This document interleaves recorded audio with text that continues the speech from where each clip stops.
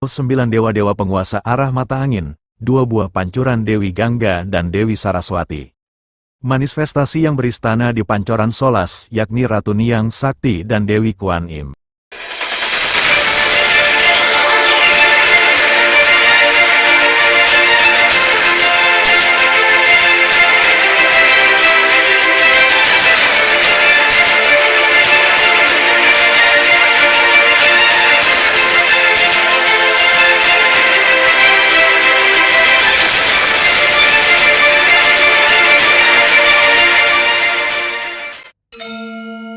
Prosesi ritual melukat adalah kegiatan spiritual Hindu di Bali yang memiliki beragam fungsi seperti membersihkan diri secara rohani, kesehatan, hingga kelancaran rejeki. Pemangku dengan pakaian serba putih menyambut pamedek yang akan melukat. Sebelum melukat, para pamedek mengaturkan canang meminta izin dan anugerah kepada pelinggih yang ada di sana. Pengelukatan dibagi 3, yakni Tirta Mandala, Toya Mandala, dan Yeh Mandala. Tirta Mandala adalah air untuk upacara suci umat Hindu di Sangeh, seperti Piodalan, Nyegara Gunung, Melasti, dan lain sebagainya. Toya Mandala adalah air yang digunakan untuk pengelukatan atau mandi. Sedangkan Yeh Mandala adalah untuk irigasi subak sekitar 300 hektar sawah yang dialiri air dari Mumbul.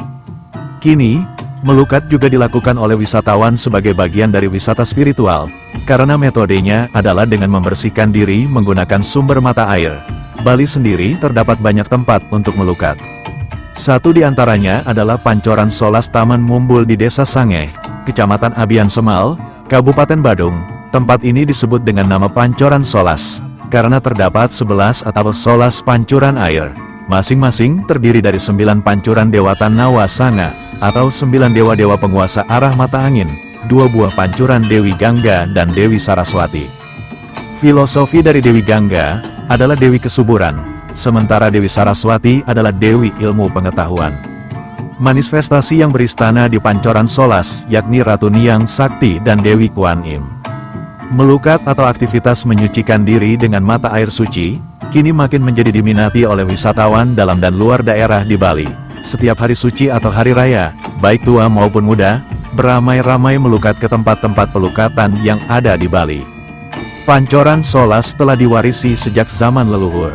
Pamedek yang hendak melukat berpakaian sopan, membawa kamen dan selendang serta membawa sarana sembahyang seperti canang dan dupa.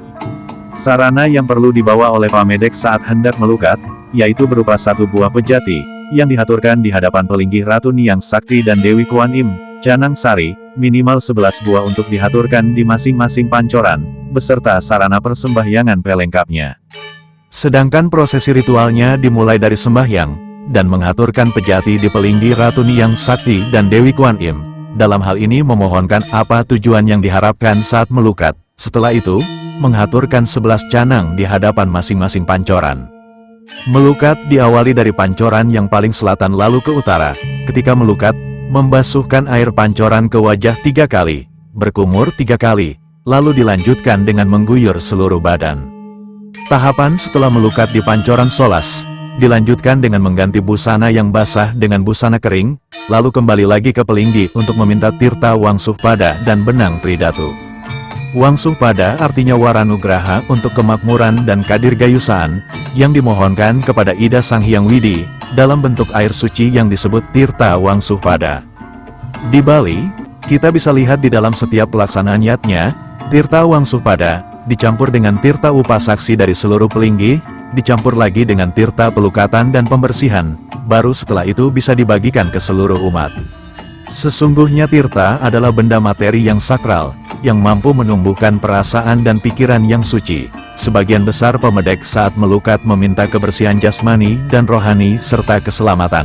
Selain itu, tidak sedikit juga yang meminta kesembuhan dari penyakit dan meminta agar dikaruniai keturunan. Tidak ada pantangan untuk melukat, hanya saja bagi pamedek yang cuntaka, atau sedang haid dan ada keluarga yang meninggal maka tidak diizinkan untuk melukat. Salam spiritual, Rahayu, Rahayu, Rahayu.